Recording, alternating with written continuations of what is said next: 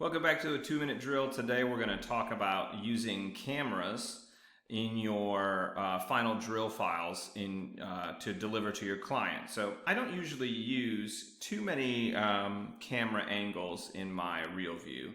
Obviously I'll use the from the front a little bit higher position. Some clients ask me to do a lower position so that they can see what it will look like from a low box. Maybe they don't ever really perform in a large stadium, so they want to know what it's going to look like from a lower perspective. So I'll provide that. For college, I tend to go a little bit higher just because a lot of times there's a camera up high that shows things on the video screen while the band is performing on the field. So if there are picture sets, words in this case, you can see those up on the screen. But in some cases, I have bands that like to face the home sideline. They play a tune, we transition and face the back sideline.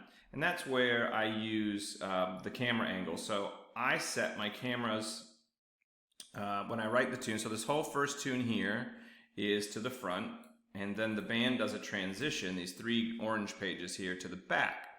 So what I've done is, what I do is I go to the next page where they move to the blocks before they do their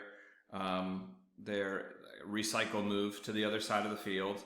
And I go to, I click on the first page where I want the move to happen, and I hit cameras.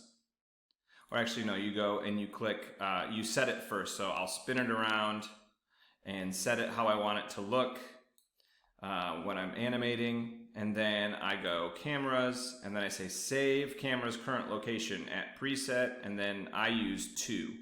So then you can save that, and then you can say, when animating, use the sky camera's current location at count 240. So by the time it ends the 16 count move, it should just swap over to there. All right, so we'll go back to looking like this. And then that way, when I'm creating the file, it should automatically switch for me when I'm making the movie for the client. So let's see if that works. So this is the end of the hole.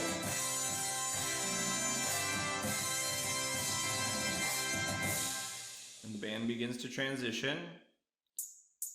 And it's just taps where they play a cadence. Kind of get them to the nearest closest position to do a little thing, and then pop, it goes to the backfield camera, and there you go. So that when you're making the video for the client, you don't have to go and change anything. You can just let it roll, and you can go all the way to the end and do the drill. So towards the end of the season, I'll do a montage with some orbiting camera moves and that sort of thing.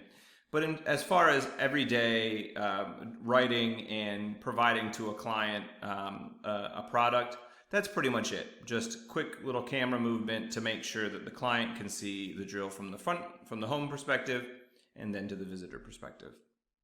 I hope this video has been interesting to you, and maybe you can use some of this in your writing. Take care. Please like and subscribe to my channel if you like these Pyware videos.